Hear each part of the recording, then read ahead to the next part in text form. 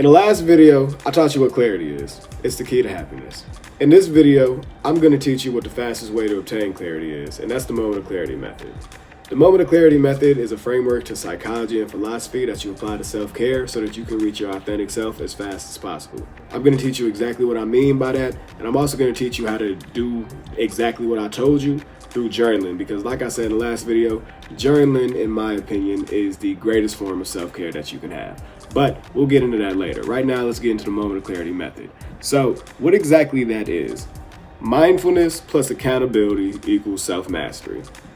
Self-mastery evolves into self-actualization. I'm about to circle back into that, but first we're going to start with that first part of the equation. Mindfulness plus accountability equals self-mastery. We're starting with mindfulness. Mindfulness, let's look it up real quick because, we get our definitions from the internet, so we're all on the same page.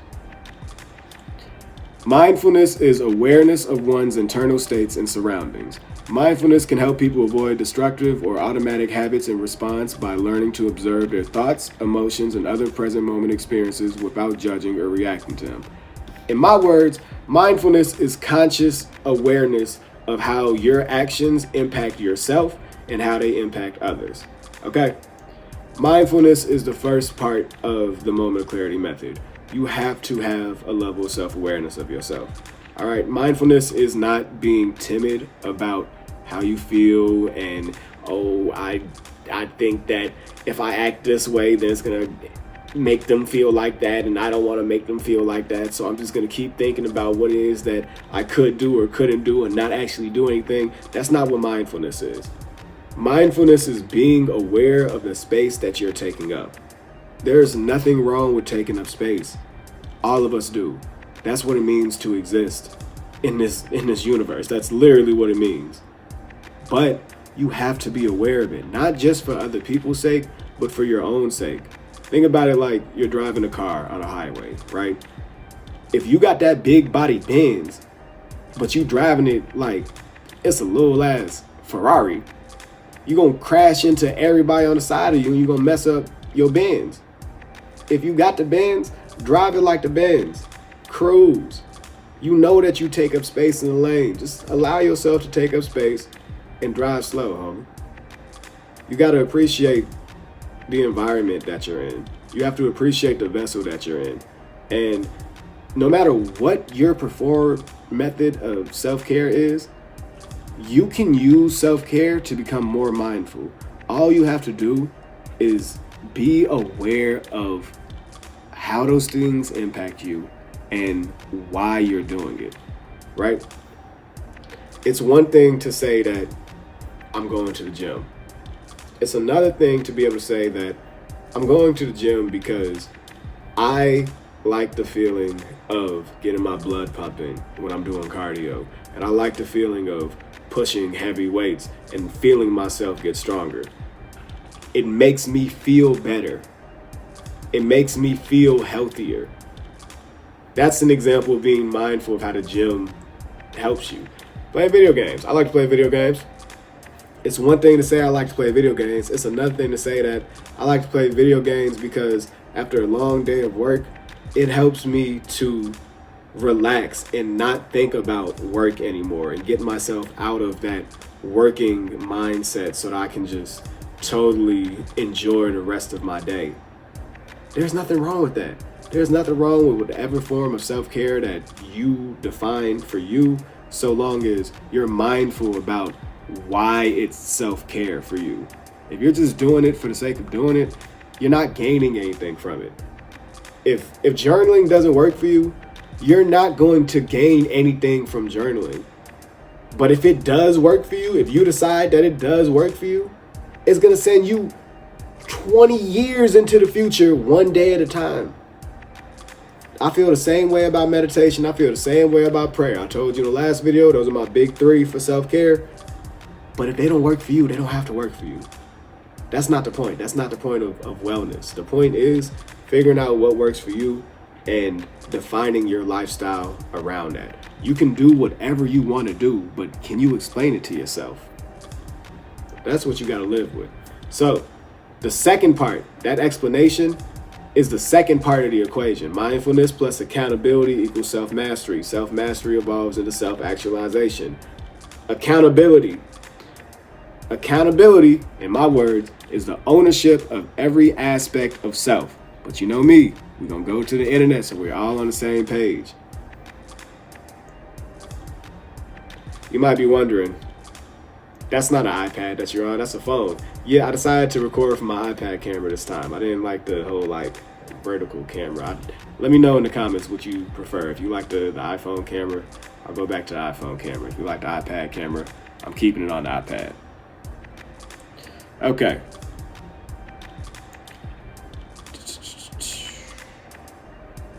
We're gonna go to Merriam-Webster. All right, that's accountability is the quality or state of being accountable. All right.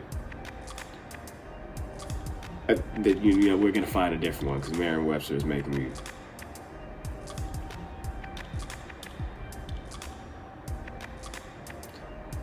Okay, Google. Accountability, the fact or condition of being accountable. Responsibility. So now we go to accountable. Accountable. Of a person, organization, or institution required or expected to justify actions or decisions. Responsible. Boom. There it is right there. Ownership. Justifying actions or decisions, that's ownership. That's justifying your ownership of those actions. Accountability is ownership of every aspect of the self. That doesn't mean claiming all of the bad aspects of yourself, because you are more than your bad aspects. You are more than a negative moment. You are so much more than the low parts of your life. You are. You're the high parts too. That's what it is. I tell people all the time. To get to your highest mountains, you got to go through your deepest valley. Think about that. Your deepest valley is right next to your highest mountains. You got to go through it. You have to go through it. You got to let yourself go through, and you got to let yourself love the process too. And accountability is owning every part of that process. It's owning the good, it's owning the bad, and it's embracing all of it. That balancing act between the good and the bad, that's what it really means to be authentic. You know, like, if you try to go forth in life and act like you've never done anything good, you're only going to get the results of a villain. But if you go forward and act like you've only done everything good, that's a fraud. That's a charlatan. Because nobody's capable of that. The only one who's capable of that was Jesus Christ himself. And that's why he died on the cross for our sins, because we're not perfect. We aren't meant to be perfect. It's the pursuit of perfection that makes us better. And that's where accountability comes into play, because as you own the things that bring you closer to that pursuit of perfection, and you own the things that you did that take you away from that pursuit, you can do little things to change and mend the difference. You can do that. You have the power to do that. And you can use your self-care to become more accountable by owning the consequences of whatever your self-care brings. Like I said, I like to drink and I like to smoke. I said that in the last video. I own the consequences of what that brings. And I do my part to take care of my health. I make sure I get my cardio. I make sure I get my checkups at the doctor. I make sure that I'm doing my part and owning the consequences of my actions, because that's the only thing that I can do for myself. Nobody else can be accountable for myself. Nobody else can be accountable for myself, and I can't be accountable for anybody else. I wouldn't want to be accountable for anybody else. I would not want to own the consequences of anybody else's actions. I do the best for my kids. I'm very accountable for my kids. Don't get me wrong, but I teach them to know that you have to be self-reliant in this world. And if you do something that I can't save you on, that's on you. Because I did the best I can to raise you in the other direction. You know? And that's just being a good parent. That's just being a good brother. Like, that's just life for real. But I'm rambling. I'm talking about myself. It's easier to own healthy habits when the consequences align with what we want, and it's easier to let go of unhealthy habits when the consequences don't align with what we want. You know, it's just so much easier. And when you're mindful of that, it's easier to be accountable. So now we get to the third part of the equation. Mindfulness plus accountability equals self-mastery. Self-mastery over time evolves into self-actualization. Self-mastery. In my words, self-mastery is a state of clarity where you are in full control of yourself. Let's go to Google.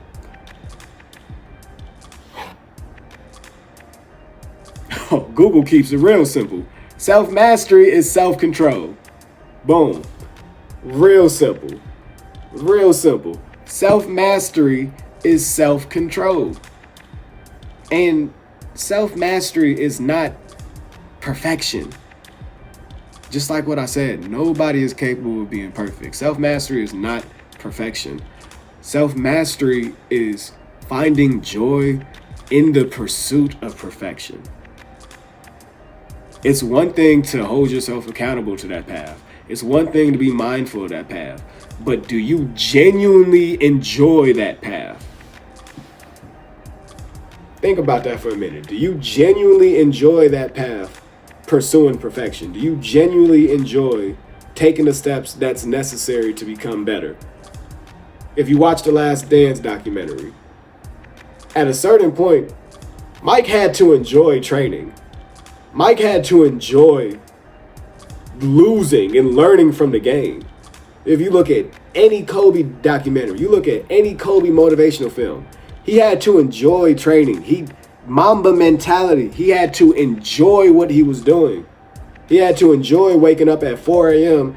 to train in the gym, then hit the weights, then get breakfast, then get another training session in later in the day, then go to the game. He had to enjoy that. You have to enjoy the process. You have to enjoy the journey. That's what self-mastery is. And it's not based off of what's going on outside of you. It's based on how you feel internally. So, like I said, over a period of time, self-mastery evolves into self-actualization. That's the last part of the equation. Self-actualization is the realization of your highest self. In my words, let's go to Google.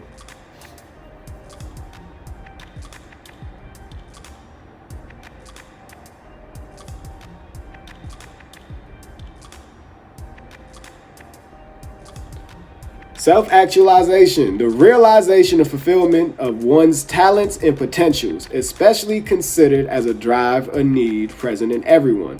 So, self-actualization is also a really big term in Maslow's hierarchy of needs, which is a very important framework when considering the moment of clarity method and moment of clarity as a whole. Maslow's hierarchy of needs is one of our fundamental frameworks. Okay? It's one of them, but it's not all of them. I'll get into more of them in later videos. I think the next video I'll get into more of like the frameworks and the fundamentals of the moment of clarity method. But in this video, we just focus on definitions. Self-mastery eventually evolves into self-actualization. The more you maintain self-control, the more you realize and fulfill your fullest potential. Self-actualization is the realization of your highest self. Your highest self is your most authentic self. It is who you truly are. It is who you truly are when you apply yourself to everything that you deem valuable to yourself based on your identity, how you look in the mirror and how you define yourself. Nobody else can do that. Nobody else can tell you what self-actualization is. Nobody else knows what it looks like for you. You have to take the time to hone that vision for yourself and pursue it. That's it. That's it. That's the equation. That's the moment of clarity method. Mindfulness plus accountability equals self-mastery. Self-mastery eventually evolves into self-actualization. When you think about it like that, it really is simple. And you really can take any self-care habit and apply that mentality to it. I told you, it really is that easy.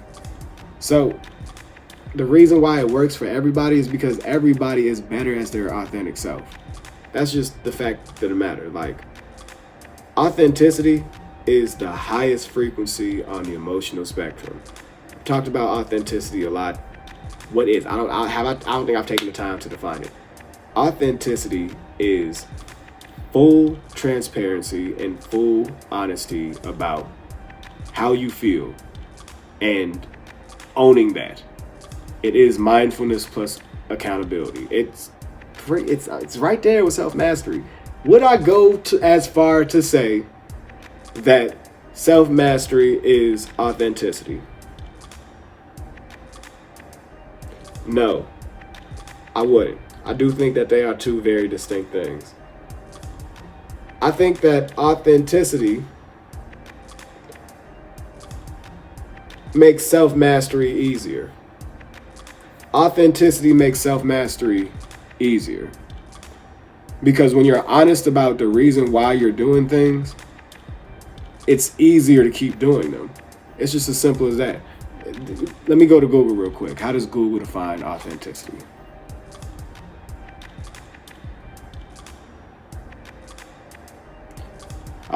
The quality of being authentic. Didn't we just go through this?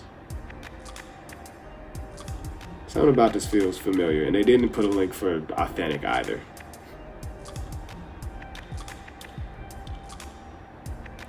Here we go. Authentic, of undisputed origin, genuine.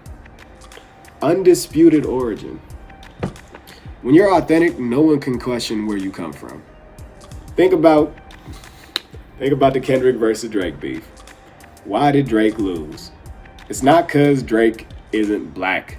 Everybody knows that Drake is black. That's not the debate that's on the table. The problem is Drake was not being authentic to his own culture experiences, and it caused him to fumble in very critical ways. He just wasn't being authentic. And when Drake is authentic, he makes great music. That's never been the debate.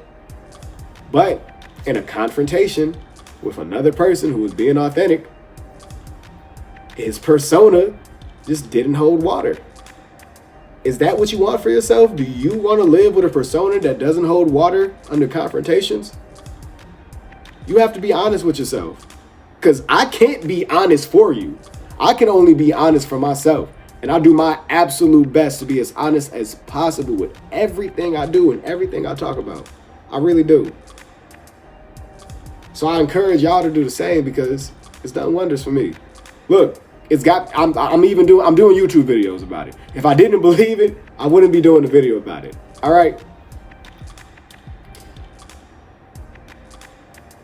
Authenticity isn't the same as gratitude because gratitude without authenticity lacks substance. All right. Sometimes you got to consciously deal with the thought in order to find an authentic angle that you're grateful for it. Okay. You have to really stop and tinker with your experiences and your perspective on them so that you can derive gratitude from them. It's not easy to derive gratitude from a negative experience. You're human. You're not gonna think everything going on for you is fucking butterfly and roses. That's not how the world is supposed to work anyway. But you are supposed to look at adversity and be grateful for how it's strengthened you. That's totally different. You don't look at a bad day and just feel bad about the fact that it was a bad day. You be grateful that you lived through it and that you can go into the next day with that just being a memory and not what your experiences is for that day. That's the difference maker. That's the difference maker between authenticity and gratitude. Authenticity is the most important feeling that you can have because you are the only one who can determine how real your feelings are. You are the only one who can determine your authentic self. You are the only one who can drive your vessel. Let's go back to the car analogy. Your big body Benz. You wouldn't go get drunk and then let a stranger drive your car and take you home, right? Why would you let somebody else pilot your life and tell you where your destination is? Why would you let someone pilot your vessel, your vehicle, your journey because you're drunk off of emotions. You're drunk off of sadness. You're drunk off of anger. You're drunk off of fear. You're deluded. You're not looking at the situation with an emotionally sober mind because you're overwhelmed by your feelings. And don't hear what I'm saying and feel like I'm trying to beat the hammer over your head. I've dealt with this. I've been in this space. This is how I would talk to myself back then. This is honestly how future me was talking to me in those moments. And look at me now. I'm better for it. I feel way better in this moment than I ever have in any other moment in my life. Truly. Truly. And I don't mean like that, like super literal. I do. Like I'm obviously not in the future, but like this phase of my life is the most mentally healthy phase I've been in. And it's because I'm being more authentic. Like I started with gratitude, and then I realized, like, you know, it's cool it's cool to be grateful. It's amazing. Like it's transformative. But if you're not really getting down to the root of what it is you're grateful for, then you're not really allowing gratitude to make the changes that it can make on you. So you get to this authentic point with yourself by practicing with yourself. You look in the mirror and you just talk to yourself about your goals. And if you can't talk to yourself in the mirror, journal. Like I said, journaling is the greatest self-care method because it allows you to be on the stage and in the audience at the same time. There's no other self-care method that gives you that opportunity for yourself. You can't go to somebody else and ask them, are you being authentic? Because they don't really know. They can tell if they're being authentic, but they can't tell you if you're being authentic.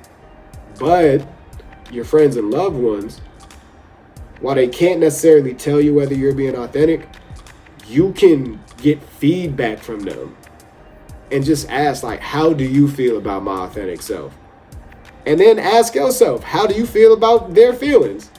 Like, if you feel like their feelings support you, you have an amazing person in your corner. You have a buddy, you have a peer, you have a family member, you have a loved one. You have someone that you should cherish, and you should let them know that you trust them. That's your dog. You don't let them go. But if their feelings aren't supportive of your authentic self, it ain't nothing to cut that bitch off. Snip, snip, ho. Let them go. Let them go. Let them go. Let that man go. Like a fruit. All right? Make like a tree and leaf. Skedaddle. Hit the road, Jack, and don't you come back no more. Yeah, that's it. That's it. Let it go. Hit the road, Jack, and don't you come back no more, no more, no more. Hit the road, Jack, and don't you come back no more. Let them go. Let them go, because you have to be fully in your space as your authentic self to grow as your authentic self. It's like trying to grow a tree, but you've caged it in. If you want it to be the fullest potential of a tree, let it grow free. You know, move the gates, let it set its roots down, and let it grow. Set your roots down and let yourself grow. So, like I said, everybody can apply this. You can literally take any self-care method and apply the moment of clarity method onto that. But journaling is the easiest one. In my opinion, journaling is the best one. And I told you at the end of this video, I'm going to teach you how to do it through journaling. This is the end of the video, so here we go. First exercise in the moment of clarity method is gratitude. Had to get the book. I scrolled too fast. Gratitude. So this is what I do for gratitude. Every morning for journaling, I write down 3 things that I'm grateful for. The point of this exercise is to put your brain in a position to activate those subconscious and conscious thoughts about gratitude. It's one thing to think them, but it's another thing to have to write them down or have to say them out loud. You are forcing your brain to activate those thoughts. And by taking just a minute to think about one thing you're grateful for, why you're grateful for it. Another thing you're grateful for, why you're grateful for it. Another thing you're grateful for, why you're grateful for it. Just a minute of doing that, it starts to build a pattern within your brain of repetition. It starts to build up the neural pathways where those type of thoughts just become automatic. And then over time, throughout the days, you'll find yourself just thinking of something that makes you grateful, and then something else that makes you grateful, and then something else that makes you grateful. Gratitude is a very important emotion. It's not the same as authenticity, but it's so important within itself because it is the love of the present moment. So gratitude as an exercise helps you train your ability to love the present moment. Next exercise, affirmations. Affirmations are like gratitude, but where gratitude is based on the present, affirmations are declarations of what is to come. For many people, affirmations are like prayers almost. And you know, that most authentic form of a prayer is to declare. It's a declaration. So what I do, I write down 7 affirmations. I've been doing the same 7 affirmations. Do I share them with the internet? I almost shared them with the internet.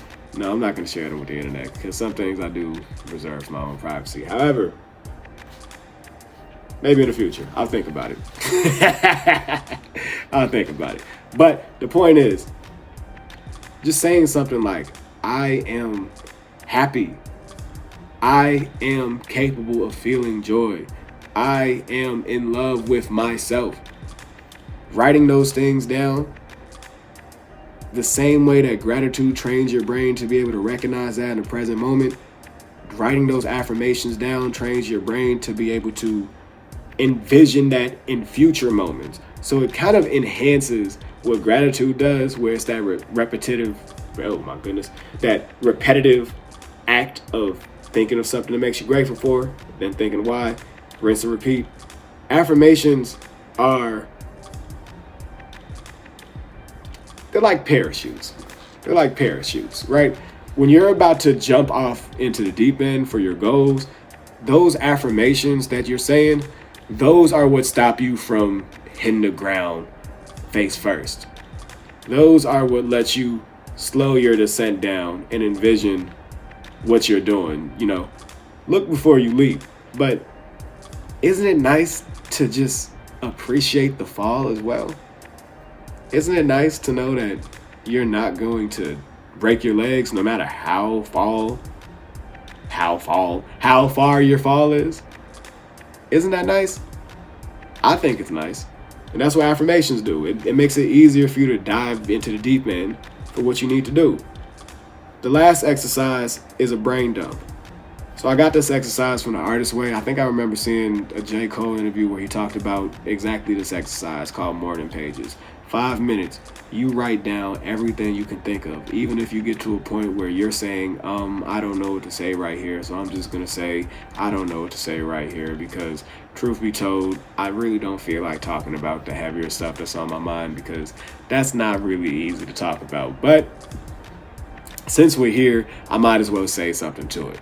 That's literally what the brain dump does. Like, the more you practice having a stream of consciousness, the more your brain starts to pump out those subconscious thoughts so that you can recognize them. The more that you pump out those subconscious thoughts, the more you can be accountable for what they are, and the more you can be authentic about your experience. It's okay to have negative thoughts sometimes. Everybody has negative thoughts sometimes. I have negative thoughts sometimes, but I catch them and I practice. I train my brain to be pushing that stuff out so that I can recognize it and I can snip those patterns in the bud.